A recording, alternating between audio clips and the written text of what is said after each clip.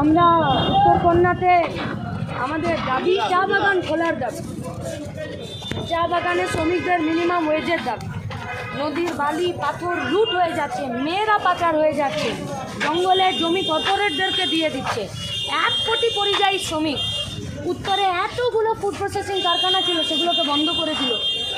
এই সবগুলো নিয়েই তো কথা বলতে যাচ্ছিলাম যে আপনাদের কি 30% জমি কর্পোরেটকে দিয়ে দেবেন চা বাগানে, আদিবাসীদের জমি, জঙ্গলের, নদীর, নাকি এখানে কোথাও রোক টোক লাগাবেন? রাতের বেলা জেসিবি লাগিয়ে ধূপগুড়ি, বানারহাট এই সমস্ত জায়গাগুলোতে রাতের বেলায় জেসিবি লাগিয়ে বালি পাচার করে দেবেন, নাকি পুলিশ সেখানে নিজেদের দৃষ্টি খোলা রাখবে? কী হবে? গোটা উত্তরবঙ্গে এত পরিযায়ী শ্রমিক, গোটা পশ্চিমবঙ্গে 1 কোটি পরিযায়ী শ্রমিক, পশ্চিমবঙ্গে 5 বছরে 21,521টা কারখানা বন্ধ হয়ে গেল। কবে কবে?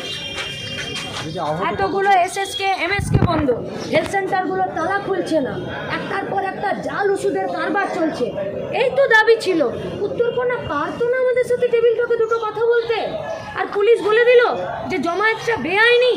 যদি জমায়েতটা বেআইনি হয় তাহলে আপনাদের কাছে তো ভিডিও ফুটেজ আছে, জলপাই মোড় থেকে আমাদের আগে আগে হেঁটে হেঁটে এলো কেন?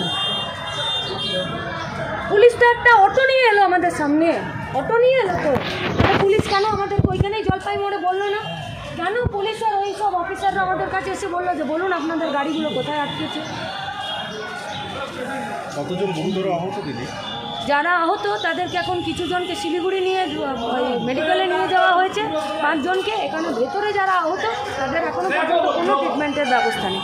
হাত ফাটিয়ে দিয়েছে, ওখানে একজনের আছে, যান দেখুন, পুরো গাল একদম অবস্থা খারাপ। ওখানে শুভ্রা লোক বলে আমাদের এক কমরেড আছে, তাকে তো ডিএসপি নিজে জুতো দিয়ে মেরেছে, লাঠি।